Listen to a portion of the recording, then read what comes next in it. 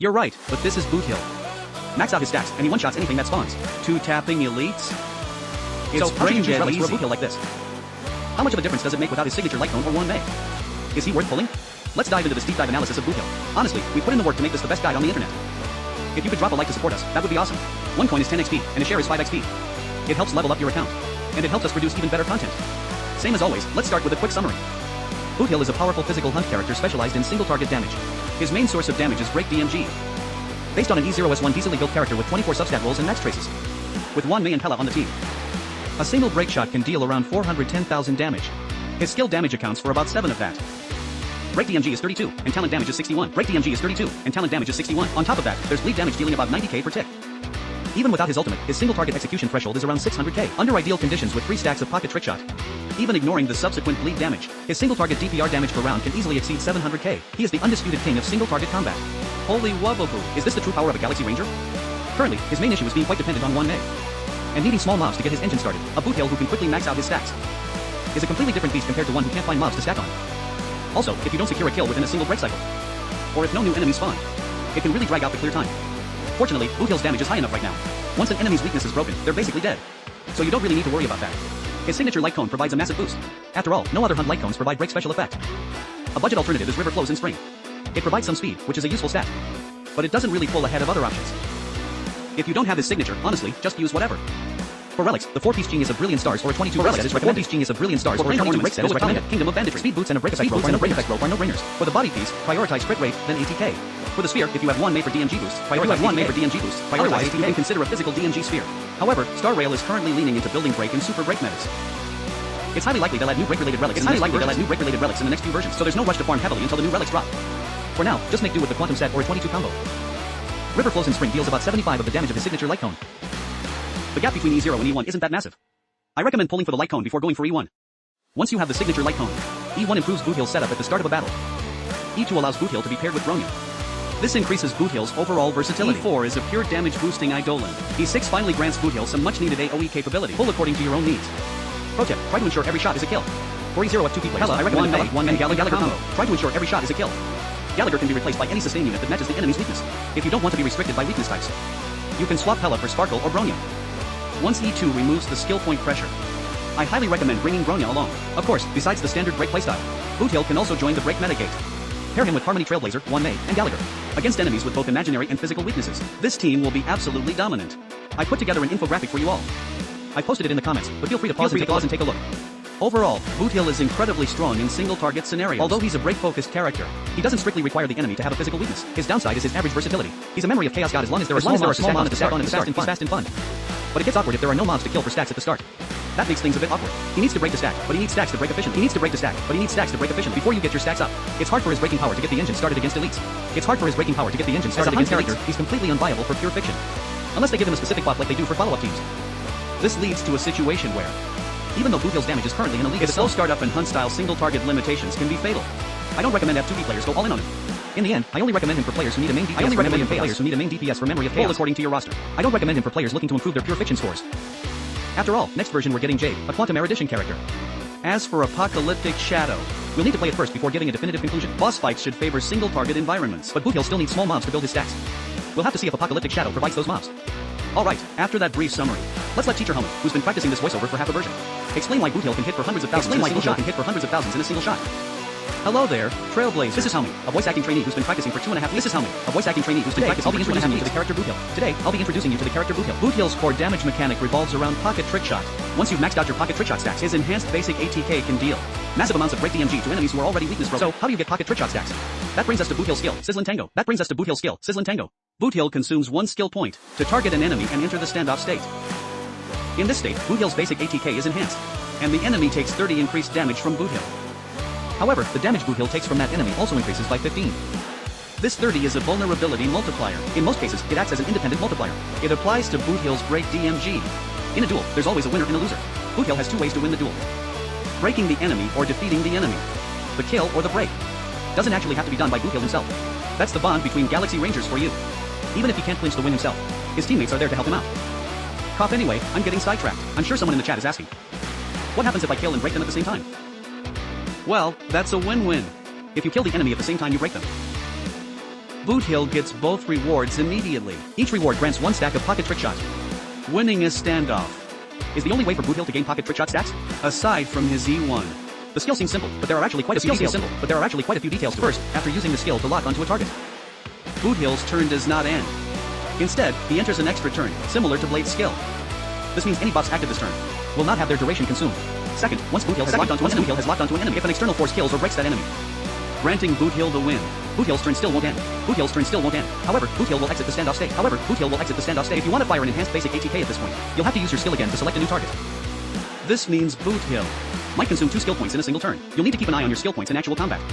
When it's Boothill's turn, try to have a few extra skill points ready for him. Also, if the duel isn't won within 2 turns, Boothill will automatically exit the standoff state. In plain English, one skill use can provide at most 2 enhanced basic ATKs. Once you've gathered enough pocket trick shot stacks, Boothill will naturally put them to good use. And what use is that? Exactly. That brings us to Boothill's talent. 5 bells in a duel. That brings us to Boothill's talent. 5 bells in a duel. Increases the toughness reduction of his enhanced basic ATK by 50. This toughness reduction is what we usually call breaking power. For example, Boothill's enhanced basic ATK has a basic 50 increase makes it 3 units. A 50 increase makes it 3 units at the maximum of 3 stacks. Boothill's enhanced basic ATK toughness reduction increases that is currently the highest toughness reduction in the game. It's on par with the Harmony Trailblazer's E6 skill. Besides that, pocket trick shot also allows Boothhill to deal an additional instance of break enemy who is already weakness broken. To deal an additional instance of break, 1 stack is 50, 2 stacks is 100, 1 stack is 3 stacks, 2 stacks is 120, 1 stack is 50, 2 stacks is 120. Note that this is break DMG, not super break DMG, not super break DMG. It's fundamentally different from the Harmony Trailblazers. It is not affected by the Harmony Trailblazers bonus. This means the damage calculation follows the standard break DMG formula. Now, break DMG is related to the enemy's max toughness. To prevent this damage from being too broken, Boothill's talent has a cap. The toughness used for the calculation is capped at 16 units. Fortunately, as of right now, only Salmon Something Unto Death have more than 16 units. So generally, you don't need to worry about the toughness cap. There are also some small details regarding the extra break DMG. The talent is a separate action. It deals damage in 3 hits. If your current attack happens to break the enemy, Boothill will still trigger his talent. Second, as we all know, enemies have a 0.9 damage reduction multiplier before being broken, and break DMG is also affected by this multiplier. However, the talent damage triggered after the break does not have that 10 damage reduction. So, if you're like a certain friend of mine, and you notice the talent damage isn't exactly 1.7x the break, please don't waste 2 precious hours of your life testing it over and over to find out what's wrong. It wasted so much of my friend's time. Now that we've covered his core skill and talent, let's look at Boothill's other abilities. Not much to say about his basic ATK. It's the standard 100 enhanced basic ATK. 220 multiplier, single target, 2 units of toughness reduction. 220 multiplier, look down on this units of toughness reduction. When you're stacking at the start, if an enemy is stacking at the start, if an enemy dying after a break, you'll need this damage to finish them off. So you should still level up his basic ATK traits. Besides, it doesn't cost that many materials. His ultimate has a 400 multiplier, 3 units of single target toughness reduction. His ultimate has a 400 multiplier, 3 units of single target toughness reduction. It delays their action by 40. The weakness application happens before the damage hits. Meaning the ultimate itself will also reduce toughness. However, this weakness application does not reduce the enemy's RES. Also, during a standoff, Boothill's ultimate is not affected by taunts. You can target anyone you want. The core purpose of his ultimate is to allow him to break enemies even if they don't have a physical weakness. The cost of his ultimate is quite high. Plus, it's single target and doesn't reduce physical RES, so it doesn't have the same universal utility as a quantum team.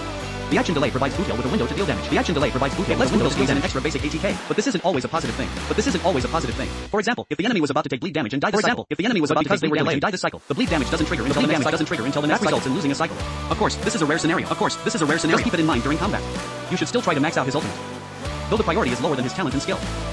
His technique is a simple buff type technique. It doesn't conflict with other techniques. It allows Boothill's first skill use of the battle. To apply physical weakness for 2 turns. His 3 bonus abilities are also very important. Bonus ability 1, Ghost Look, converts break special effect into crit stats. 300 break special effect can be converted into 30 crit rate and 150 crit DMG, purely in terms of substat value.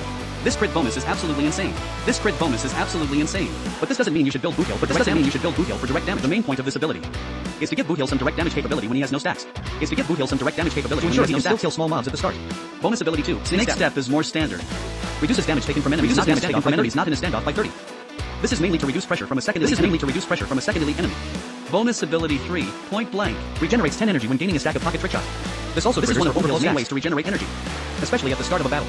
If you get a kill and a break simultaneously for 2 stacks, that's 20 energy right there. Combined with the 30 energy from his enhanced basic ATK, it helps Boothill fill his ultimate quickly. It still triggers even if you're already at max. In practice, this provides Boothill with a ton of energy, allowing for a consistent 3-turn ultimate rotation. With some hit-taken energy, you can even do a 2-turn rotation.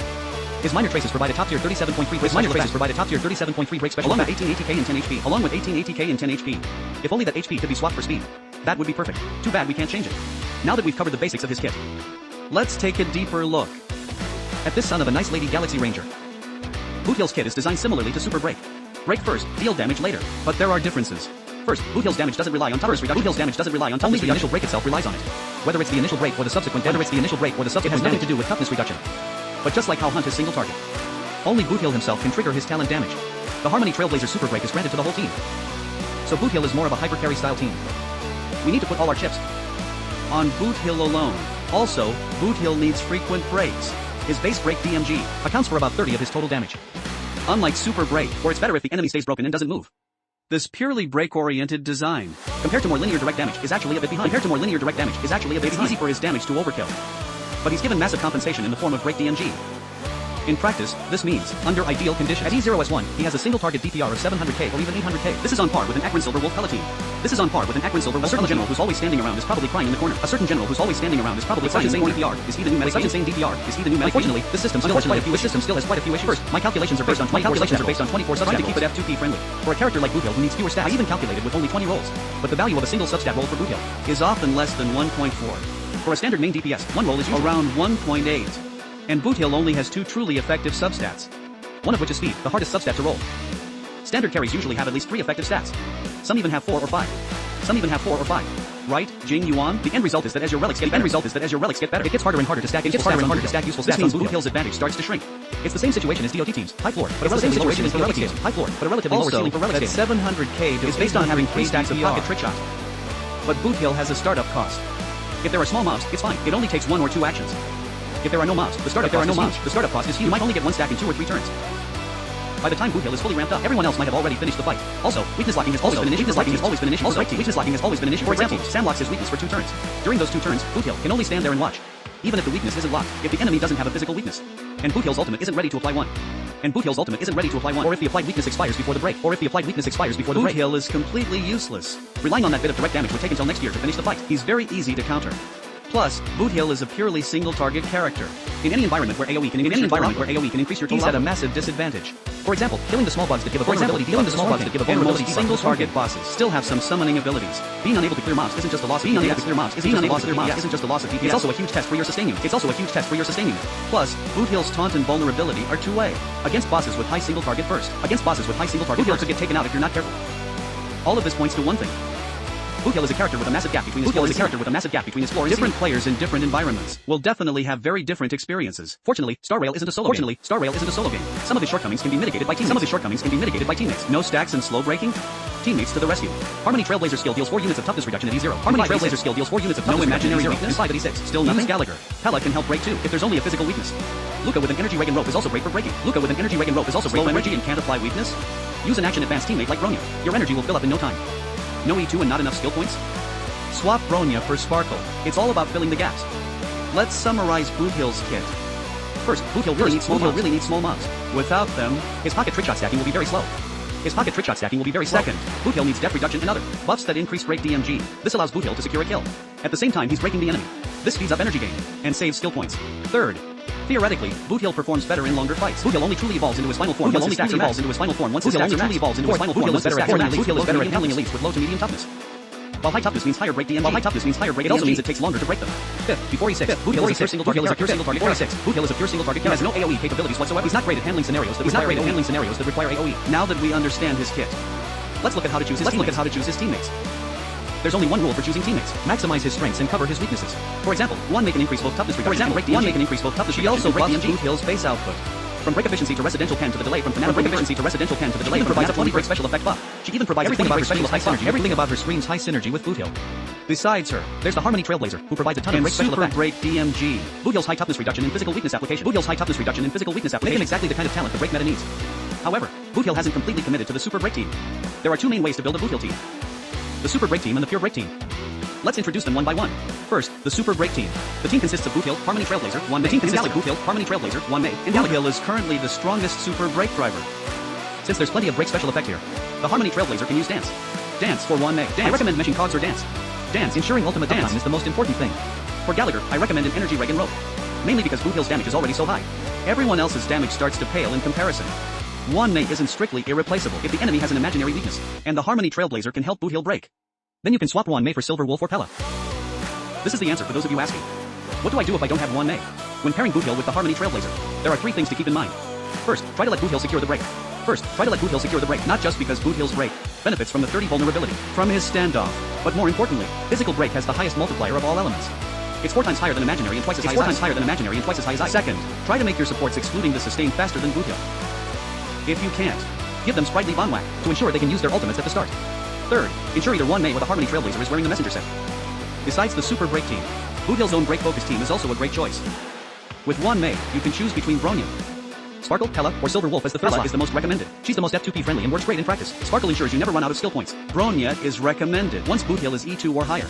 If you don't have One May, the choices are still simple. 1 defray reduction support to increase break DMG, such as Pella or Silver Wolf. 1 secondary breaker to help Boothill reduce toughness. Common choices are Luca, Panya, or Tingyun. The first 2 are physical, so they can definitely help Boothill with toughness reduction. Tingyun is for energy, to let Boothill use his ultimate more, which essentially means more toughness reduction. This also helps in environments with fewer physical weaknesses. In other cases, if there's a fire weakness, bring Asta, Gimelephant, or Gallagher. If there's a fire weakness, bring Asta, Gimelephant, or Gallagher, or Black Swan. If there's a wind weakness, bring Asshole, or Black Swan. Let Pella be your secondary breaker. It's all about being flexible. I don't really recommend Bronya as the secondary breaker here, because skill points will likely be an issue. But Sparkle is perfectly fine, just use the same speed tuning. Ensure Boothill is faster than your action advance supports. Gallagher is still the best sustain option. He provides a 12 break vulnerability debuff. For 5-star sustains, try to match the enemy's weakness. To help Boothill break shields, Aventurin with his signature Light Cone provides a 10 vulnerability debuff, and he has great toughness reduction himself. He's a very solid choice. Regardless of the team, here are some combat tips for Boothill. 1. When building stacks early on, if you think your damage is slightly lacking for a kill plus break, and your ultimate is ready, you can use your skill to target, then use your ultimate. You'll get your 1 stack from the break, and his turn won't end.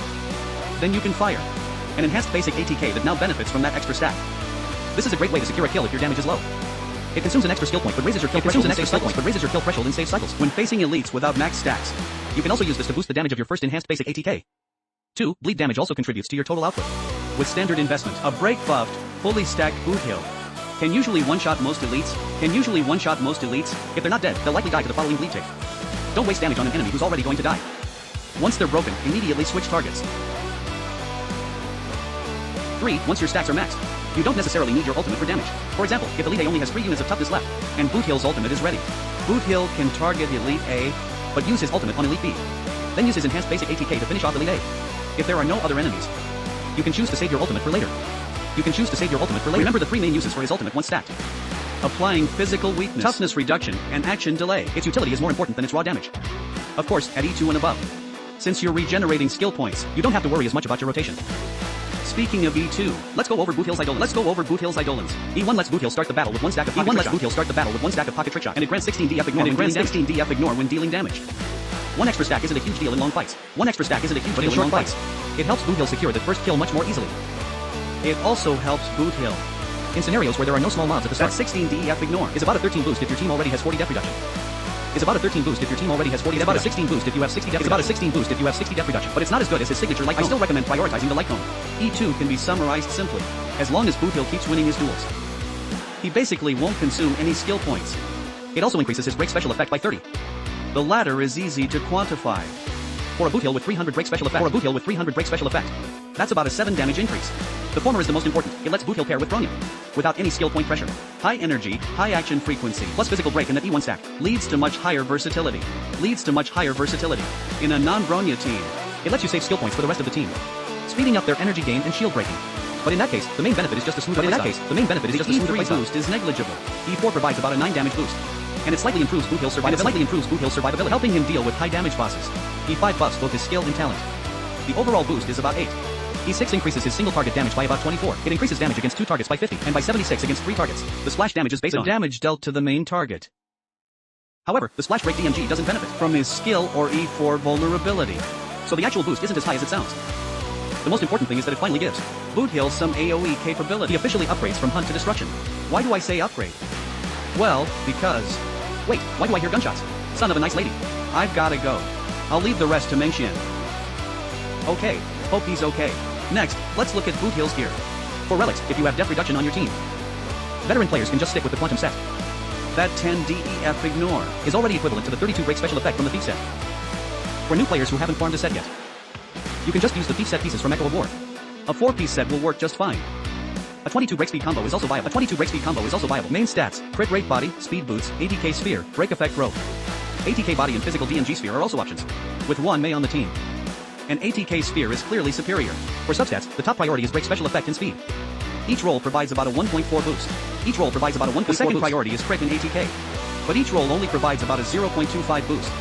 So when farming, you can mostly ignore crit and ATK. Go all in on speed and break special effect. Two things to note if you're using the quantum set. First, def ignore and DEF reduction are additive. You don't have to worry about diminishing returns. Second, def reduction beyond 100 does nothing. Hela provides 42 at E6 plus 16 from resolution shines. Boothill signature light cone.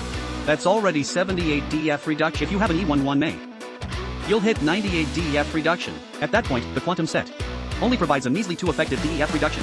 In that case, don't use the quantum set. Boothill's signature light cone, sailing towards a second life. It's built entirely for break DMG. It has 0 versatility. It allows break DMG to ignore 20 DEF. Testing shows this also applies to super break DMG. It seems super break is considered a type of break DMG. Each superimposition increases damage by about 6. For budget options, there are only 2 with speed. One is the 4-star river flows in spring 73 of signature. It provides a 12 speed boost as long as you don't take damage, but it's not very consistent. The other is the 3-star adversarial 75 of signature. It grants 18 speed for 2 turns after a kill. Also inconsistent. It's basically a blank card against single bosses. Aside from those two, all other direct damage light cones perform similarly around 70. Just pick the highest level, highest rarity one you have. Finally, let's wrap up today's video. Boothill is a character with a very distinct identity. Everything in his kit revolves around breaking. If he can break, he can kill. If he can break, he kills. If he can't, even though he can apply weakness. His E0 versatility isn't that high. However, E1 improves his startup when there are no small mobs. And E2 allows him to be paired with Ronin. The whole team's shield breaking relies on Boothill's physical element. And action advance also speeds up his energy and speed. Both Eidolons significantly improve Boothill's versatility. Setting aside environmental factors, Boothill's own strength makes him a high-value E0S0 pull. At E0S1, he's practically a god, and that's even with just the quantum set. Plus, Pella might soon benefit from new supports designed for Acheron. So Boothill still has room to grow. But the dependency on one Mei and the slow startup without mobs are hurdles Boothill simply can't ignore, even if we hope for more break supports in the future. The fact that no mobs at the start significantly slows him down. Means he'll always be dependent on whether the memory of chaos layout favors him. If a fight starts with 2 elites and no summons, there's not much Boothill can do. So overall, he's a character with very clear strengths and weaknesses. In the current memory of chaos, he absolutely shreds. If you pull him, you'll definitely feel like it was his performance is honestly ridiculous. But for those still on the fence, you need to be honest about these drawbacks. If you can't accept them, or you're worried about future content son of a nice lady INGR boy, then maybe wait for a more versatile break carry. Alright, that's it for the Boothill guide. Don't forget to drop a free like. It really helps me out. See you all in the next one. Bye bye.